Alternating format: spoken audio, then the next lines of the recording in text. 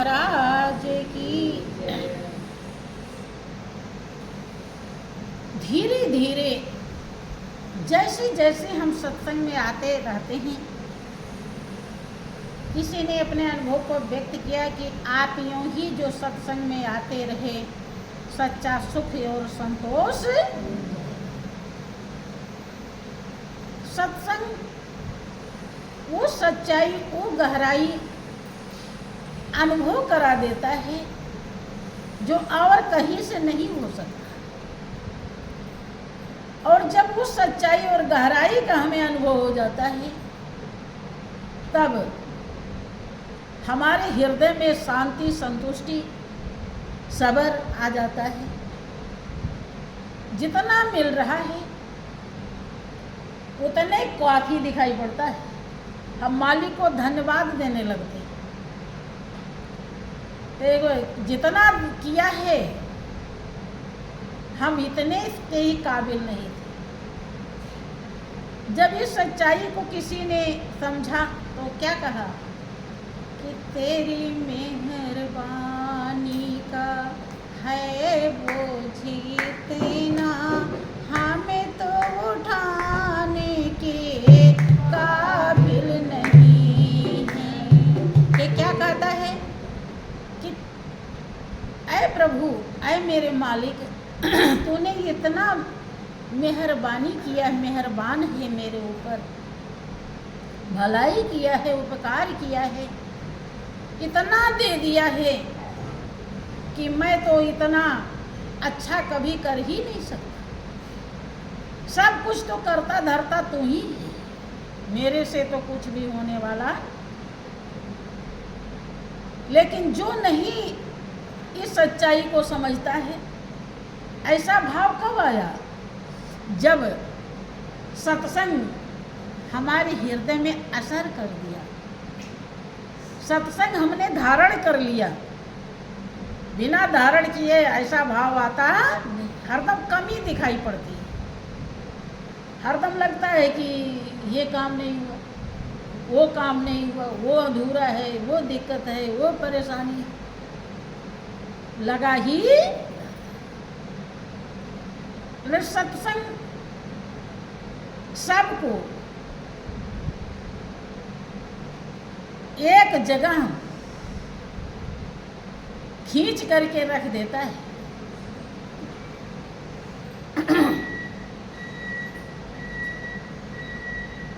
जितना उसने दिया है, होश दिलाता है। आप बहुत बार प्रसंग सुने होंगे कि कोई गरीब आदमी भिखारी था और वो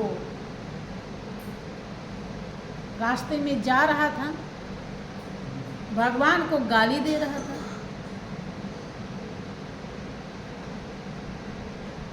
संत उसी रास्ते से जा रहे थे, दोनों की मुलाकात हो जाती है। संत ने पूछा कि भाई, यहाँ तो कोई नहीं है, तुम गाली किसको दे रहे हो? हम सुखी क्यों नहीं होते हैं? इसका कारण क्या है? और भरोसा नहीं कर पाते। भाई, जिसने इतना सारा काम कर दिया, वो जो और बाकी है वो भी करेगा, ये प्रमाण है। भाई, सब वही तो करता है। वो न चाहे तो आप लोग यहाँ तक आ भी नहीं पाओ, और आ भी गए तो बैठ नहीं पाओगे। ऐसी दिक्कत कर दे कुछ, बैठ पाओगे? सब XYZ जो कुछ भी है, सब उसी के द्वारा होगा। तो संत ने कहा कि भाई, आप गाली किसको दे रहे हो? तो उसने कहा कि अरे, और किसको देंगे, एक ही है, सब बिगाड़ता है काम। कि वो क्या काम बिगाड़ा कि वो इतना खराब है कि ना तो खाने के लिए भोजन दिया, न रहने के लिए मकान दिया, न सही से वस्त्र है कुछ पहनने के लिए। अब क्या गाली नहीं दे तो फिर क्या करे? सबको क्या क्या दे रखा है, हमको तो रहने के लिए कोई मकान भी नहीं। तो संत हंस पड़े। संत ने कहा कि ठहरो, भगवान कभी गलत नहीं करते हैं, उनका विधान निर्दोष है, उनके यहाँ कोई दोष है ही नहीं, उनके तरफ से कोई दोष नहीं है, उसका विधान ही निर्दोष है। और उसने आपको बहुत कुछ दिया है लेकिन आप देखना नहीं जानते। मेरी आँख पूरी देख रही है, मैं कोई पागल हूँ? संत ने कहा कि हाँ पागल ही हो। कि कैसे? कि अच्छा ठीक है मैं बताता हूँ। भगवान ने नहीं दिया तो मैं देता हूँ। ये आप अपनी दोनों आंखें दे दो, अब मैं तुम्हें 1 लाख रुपया दे दूँ, जल्दी दो। अब सोचने लगा कि ये आँख दे दूंगा तो फिर रुपया कहाँ है, कैसे है, क्या है, कब देख, कैसे देख पाऊँगा? आँख ही नहीं है तो रुपया कैसे संभालूंगा? कि महाराज और कुछ भले ले लीजिए लेकिन आँख मत लीजिए, आँख नहीं दे पाऊँगा। कि अच्छा मैं 2 लाख रुपया देता हूँ, हाथ दे दे अपने। कि जब हाथ ही नहीं रहेगा तो फिर कोई काम कैसे करूँगा? सब काम ही खत्म हो जाएगा। तो क्या महाराज और कुछ दूसरा कुछ ले लीजिए। कि तो ठीक है 2 लाख और देता हूँ, पैर दे दे अपने दोनों। पैर ही नहीं रहेगा तो ये कदम ही नहीं चल पाऊंगा। कि महाराज ये भी नहीं हो पाएगा। ये तू तो कह रहा था कि भगवान ने कुछ नहीं, ये किसने दिया है? ये जो तेरी काया इतनी सुंदर चमक रही है ये किसने दिया है? कि भगवान ने दिया। और इतना कीमती है, 5 लाख हो गया। अब तू कह रहा है कि मैं भिखारी हूँ, कुछ है ही नहीं मेरे पास, कुछ मुझे दिया ही नहीं। तो अब उसे समझ में आ गया, ज्ञान हो गया, इसे कहते हैं ज्ञान। अब नाचने लगा खुशी से कि परमात्मा ने, मेरे मालिक ने, मेरे प्रभु ने मुझे बहुत कुछ दिया है।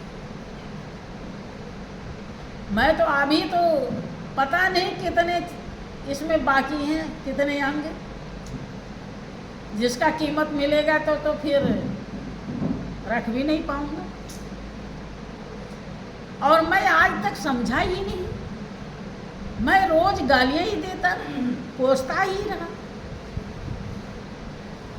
कारण जब तक संत का संग नहीं होता है तब तक असलियत पर हमारा ध्यान जाता नहीं, और असलियत पर ध्यान नहीं जाता है तब हम रात दिन बेचैन रहते हैं। सब कुछ मिला मिलाया है लेकिन हमें लगता है कि अभी ये नहीं मिला है, अभी वो नहीं मिला है। भाई कौन समझाए कि जितना मिला है, जब उतना मिलके में सुखी नहीं हो पाए, और जो बाकी है और जितना हम चाह रहे हैं वो भी मिल जाएगा तो क्या सुखी हो जाएंगे? अर्थात ये सब चीज़ें हमें सुखी, अगर ये सब चीज़ें सुखी करती तो गौतम बुद्ध पूरा राजपाट सब कुछ त्याग करके सुखी कैसे होते? जब वो राजा के बेटे थे, राजकुमार थे,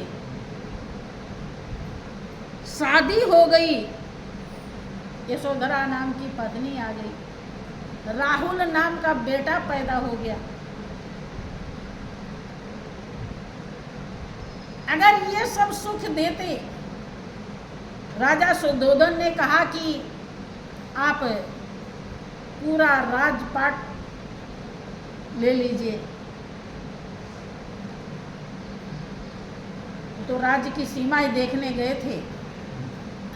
जब उन्हें असलियत का ज्ञान होता है, देख लिया बुढ़ा कि कभी हम ऐसे हो जाएंगे, ऐसे हो जाएंगे तो कुछ कर नहीं पाएंगे, और फिर देखा मुर्दा, कभी हम ऐसे चले जाएंगे। फिर क्या है जीवन? ये सब बातें सभी देखते हैं, सबके जीवन में ये रोज गुजरता है। लेकिन महापुरुष कहते हैं कि मनुष्य संसार में पढ़ने के लिए आता है और पढ़ाते हैं संत, लेकिन संत का कहना जब नहीं मानता, आज्ञा नहीं मानता, तो पढ़ नहीं पाता। पढ़ नहीं पाता तो डिग्री मिलती। उनको यही इतना प्रभावित किया कि हम ऐसे बूढ़े हो जाएंगे, मौत आ जाएगी, फिर क्या होगा? यही जीवन है क्या? इसीलिए इस दुनिया में आए थे। सच्चाई क्या है जीवन की, इसी के खोज के लिए उन्होंने रात में एक नज़र अपनी पत्नी और अपने बेटे पे डाली, जब घर छोड़ रहे थे, कि देखें कहीं ऐसा तो नहीं इनका मोह हमको रुलाएगा तो नहीं, खींच तो नहीं लाएगा। लेकिन देखा, मजबूत पाया, क्योंकि उनकी एक जन्म की कमाई नहीं थी और पहले की कमाई थी। राजा होकर के सब पर पानी फेर दिया और जो सब कुछ है उसके तरफ चल पड़े। और आप लोग सुनते रहते हैं कि बिहार प्रदेश में बोध गया एक स्थान है जहाँ पर उन्हें वास्तविकता का बोध हुआ, ज्ञान हुआ। आज भी लोग वहाँ पर जाते हैं घूमने के लिए, देखने के लिए। उनके बहुत दार्शनिक वो मंदिर भी बने हुए हैं और मूर्तियाँ बनी हैं, बहुत अच्छा। कोई अर्थात सब कुछ त्याग दिया तब सुखी हुए। और जब तक राजा थे, राजा के बेटे थे, राजा के बेटे हैं तो राजा ही हैं समझिए, तब तक सुखी। अब भी इसका मतलब क्या है? सुख है। ध्यान दीजिए, देखें,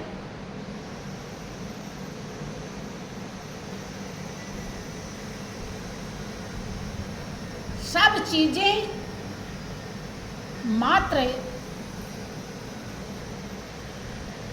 एक को अपना बनाने के लिए मिला है, वो है प्रभु का नाम। प्रभु कभी भी ऐसा अवसर आवे कि सब छोड़नी है तो हमें क्या अपनाना चाहिए? है? कभी भी भूल के भी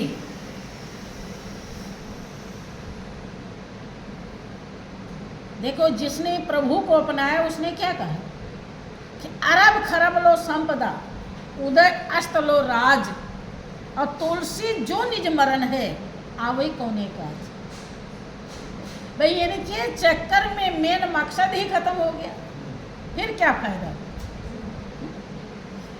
एक ही है वो, और उसी के लिए मालिक ने इतना संसार बनाई, और ये आपके टेस्ट के लिए है। टेस्ट में अगर हम फेल हो गए तो समझो कि सब किया धरा व्यर्थ हो बंधु। तो इसलिए सत्संग इतना मजबूत करता है कि आप टेस्ट में फेल, अर्थात भजन को भजन कर लें। भजन का मतलब आपके रंग रंग में है?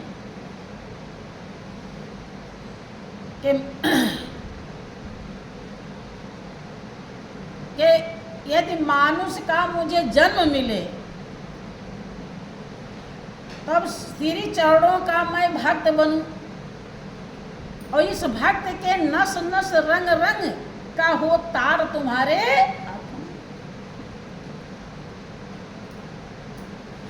इसे कहते भजन। नस नस रंग रंग, उसी में रंग जाए। अभी कहाँ रंगा है? दुनिया में।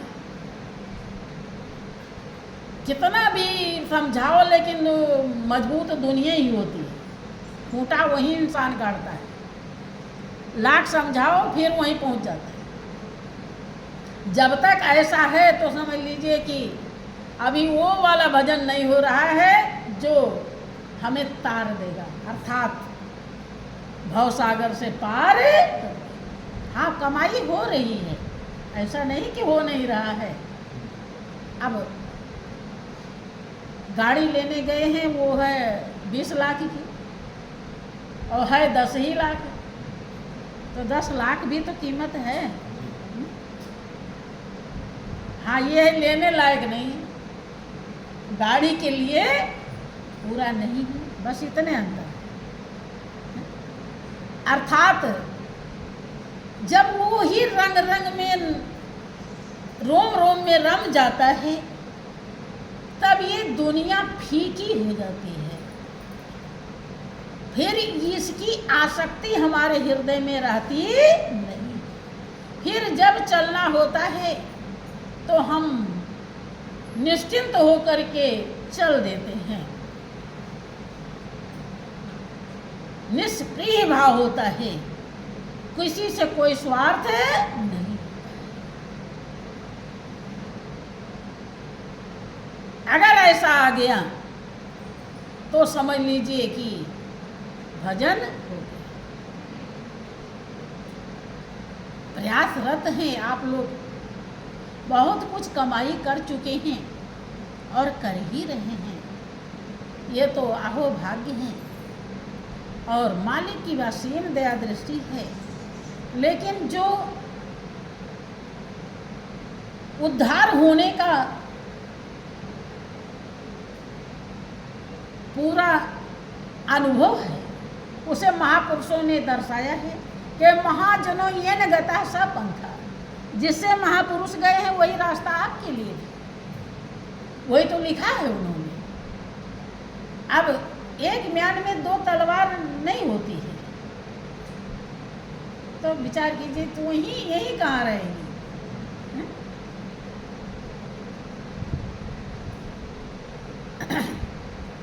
कोई भी कहीं भी कोई प्रेम का भाव आता है, किसी से आपको किसी से अथाह प्रेम है और आप एक दूसरे से अपना प्रेम व्यक्त करना चाहते हैं, लेकिन एक तीसरा आ गया तो कर पाएंगे? आत्मा सो परमात्मा, समझ लीजिए इसे, सीधा सा बात है। इसलिए हम छोटा सा उदाहरण दिए हैं ताकि आपको बात समझ में। यही बात यहाँ, अगर एक भी कोई भी रह गया तो वो आनंद नहीं आएगा। जो अभी आप भजन सुन रहे थे कि प्रभु जी तुम दीपक हम बाती,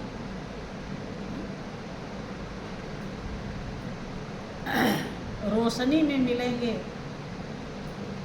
दोनों जन। अब दीपक और बाती के बीच में कुछ और रहता है क्या?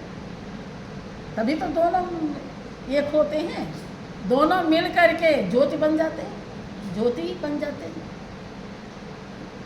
कुछ और आ जाए उसमें तो जो ज्योति जलेगी ही नहीं,